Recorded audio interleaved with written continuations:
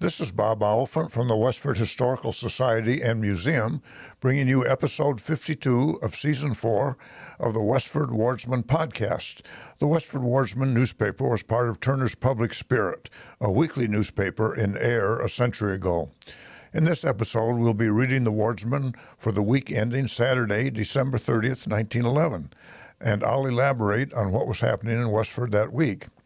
The week starts with the Westford Center section. The schools closed last week Friday for 2 weeks vacation. Suitable closing exercises were held, and at the Frost School, the children gave some good recitations and music under the direction of the teachers. The time-honored saying that, quote, "it is more blessed to give than to receive," end quote, was exemplified by the packing and sending of 2 barrels of apples and vegetables to the Children's Mission in Boston, the materials being gathered by the children themselves. Mr. and Mrs. Edwin N.C. Barnes are rejoicing over the advent of a little son into their home in Braintree, born on December 19th. They have named the little stranger Charloner, that's spelled C-H-A-L-O-N-E-R, Charloner Monroe Barnes. Mr. Barnes is pleasantly remembered as a former instructor of music in the schools in the district. Miss May Day is enjoying the Christmas vacation from Mount Holyoke College at the parental home. Mrs. Ruth Tuttle, Edna Ferguson, Lila Fisher, Edith Bucknell, Edith Wright, Jenny Chandler, and Archie Hartford are among those of our young people teaching in other places at home for the Christmas holiday. Mrs. Myrtle Snow Clark has been spending a few weeks at the home of her parents in North Westford. Mr. Clark joins his wife for Christmas, and they return to their home at Saranac Lake, New York, this week, Saturday. John P. Wright was shut in over Christmas with an attack of grippe, what we would call the flu, but was able to return to his office duties in Boston on Wednesday. The Herbert V. Hildreths are over Christmas guests of the Fred A. Hildreths at Malden. Christmas guests at Mr. and Mrs. A.W. Hartford were Mr. and Mrs. Wesley Hawks, Mrs. J.P. Meserve, Mr. and Mrs. Frank Hawks, their son Wesley, and daughter Dora. This family party enjoyed a Christmas dinner and a tree in the evening. Mrs. Betsy Tufts Dalrymple, whose death and funeral were noted in Groton in last week's issue of this paper, formerly lived in Westford, her father being Levi Tufts, who lived with his family in the house now occupied by George Bennett. Mrs. Dalrymple's only daughter married Joshua Decatur, formerly of Westford, but now residing in Winthrop. The engagement is announced of Miss Charlotte Helen Prescott and John Sumner Grieg. The old barn is being torn down on what is known as the True Bean Place. That was the house at 14 Depot Street, recently purchased by Mr. and Mrs. Will Carver. This is preparatory to remodeling of the house into a pleasant summer home. Mrs. William E. Green, who has been so seriously ill, is reported as gaining. The pneumonia is conquered and the heart weakness is not as pronounced. Mrs. David Wallace and daughters, Pauline and Rachel, are enjoying a week's vacation at West Hartford, Vermont, which is Mrs. Wallace's hometown. David Wallace was the pastor of the Congregational Church, I believe. Postmaster Sherman Fletcher reports the largest amount of Christmas mail matter ever handled at this post office. The RFD carriers will have a New Year's Day to themselves to compensate in a measure for the hard work done on Christmas Day. There will be no mail delivered on the 2 routes that day. A pleasant manifestation of the loyalty and interest one may cherish for their hometown after many years' removal is that of Mrs. Elihu H. Smead of Los Angeles, California, in supplying our library with the Geographic magazine. Mrs. Smead is remembered pleasantly by her Westford contemporaries as Gary Wright, G-A-R-R-I-E, Gary Wright, daughter of Deacon Prescott Wright, the longtime station agent at Ford's Village. Volume 1 of the Geographic magazine was published in 1874 in London, and the National Geographic magazine that we all know was the official magazine of the U.S. National Geographic Society, and it began publication in 1888. But it's the British version that we're talking about here. Mrs. Alice Lambert went to Kittery, Maine this week to attend the funeral of the senior Mr. Lambert. Mrs. Arthur E. Day is enjoying a visit from her mother, Mrs. D.Y. Gunther. Or it's spelled Gunther, but it should be Gunter, Gunter, of Coe Hill, Ontario. The annual Firemen's Ball will be held at the Town Hall on Friday evening, January 5th. Bringham's Orchestra of 6 pieces will be in attendance. Grange is the next section. The last meeting of the Grange for the old year, December 19th, proved interesting and profitable. James Ramsey of Lowell, probation officer, was present and gave an address. Mr. Ramsey is an engaging speaker and showed himself a thorough student of the penal code of various countries from early times up to the present. He defined clearly what the duties of a probation officer were and showed what the many possibilities were in the way of reformation of criminals if rightly administered. It was a most informing, humanitarian, and practical address, one that would appeal to the common sense and good feeling of any audience. The only regret was that Mr. Ramsey did not have a full evening and a capacity audience. Earlier in the evening, much routine business was transacted by the Grange. William Taylor, Master-elect, gave a comprehensive and interesting account of his stay at the State Grange session at Worcester. Mrs. Clara Grieg, lecturer-elect, followed with a shorter report. The regular meeting of Middlesex North Pomona Grange will take place in Billerica on Friday, January 5th, with installation of officers by the State Master, Charles Gardner. The next section is called Christmas Exercises.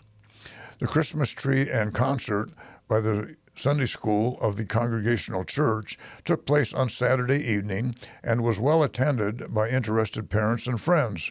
There were songs and recitations by the children, and Miss Alethea Sims sang a beautiful solo.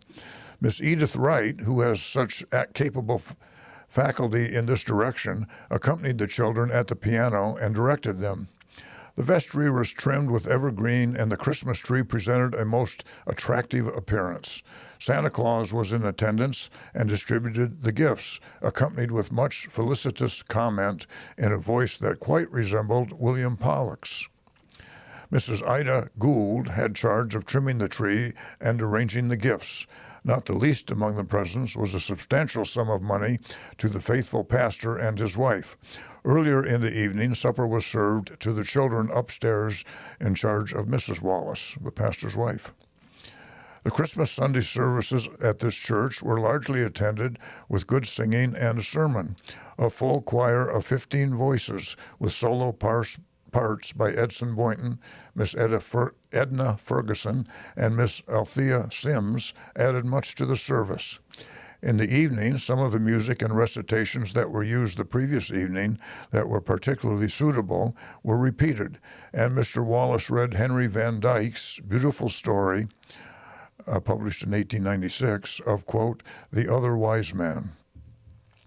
Next, we have the About Town section. The Honorable Herbert E. Fletcher of the Governor's Council addressed the Get Together Club last week, Friday evening, at the rooms of the club. It was a characteristic address and brimful of the business and social qualities of the speaker. Following the address, the members of the Social Work Committee held a business meeting to complete the plans for the New Year's Day open house, when a gymnastic, musical entertainment, and other attractions will be provided for members and their friends.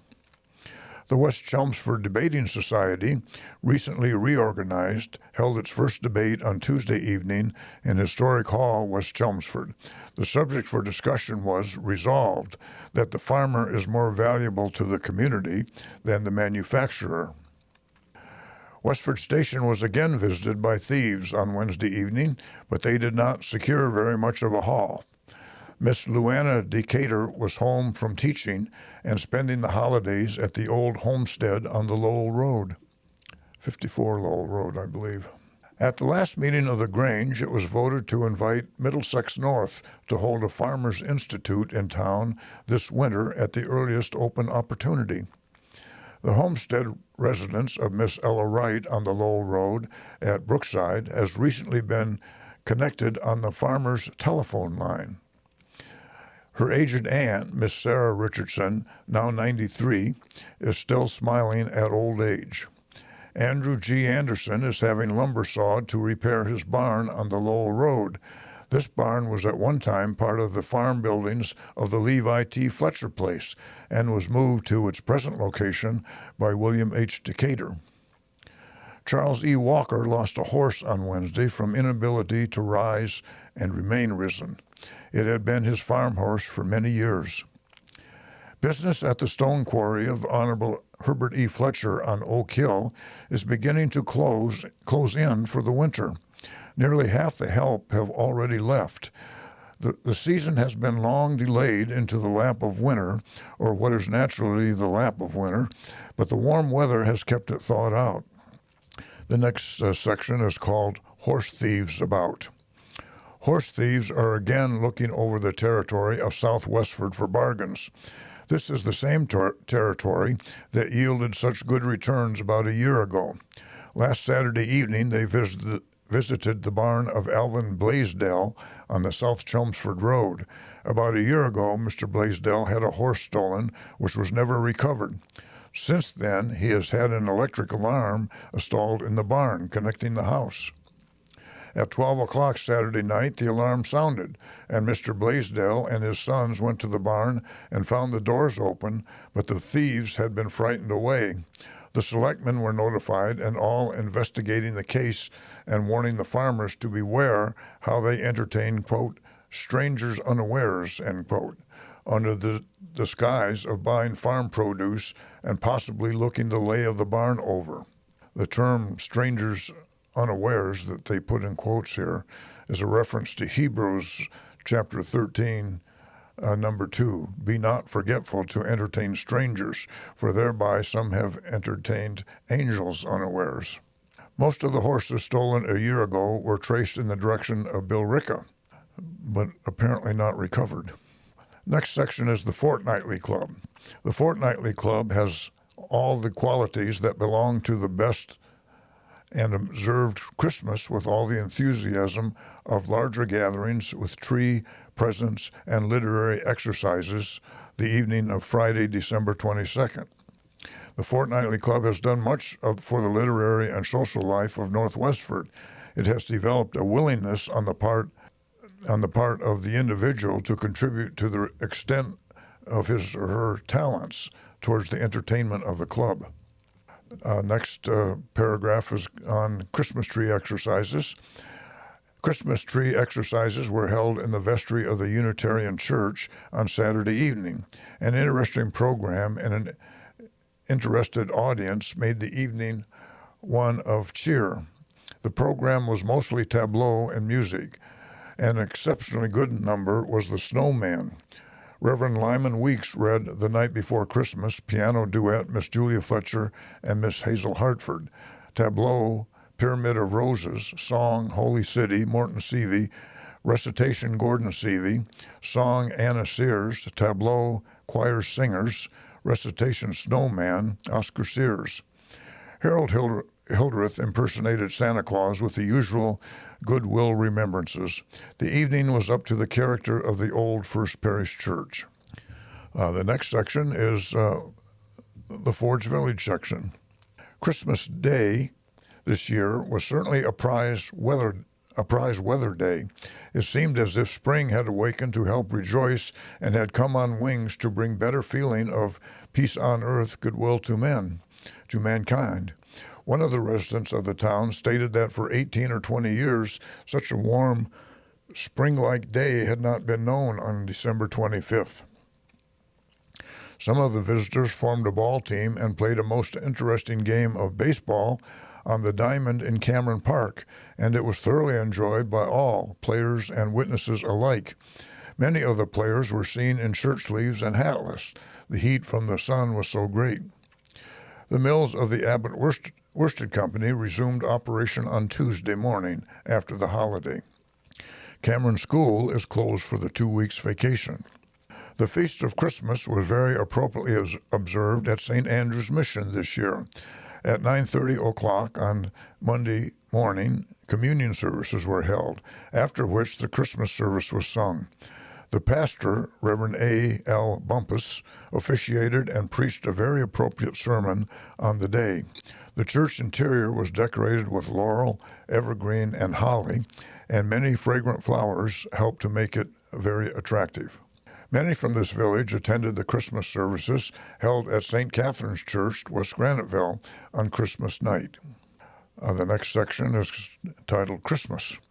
Family reunions were held in many of the homes, while others left the village to enjoy the holiday afar.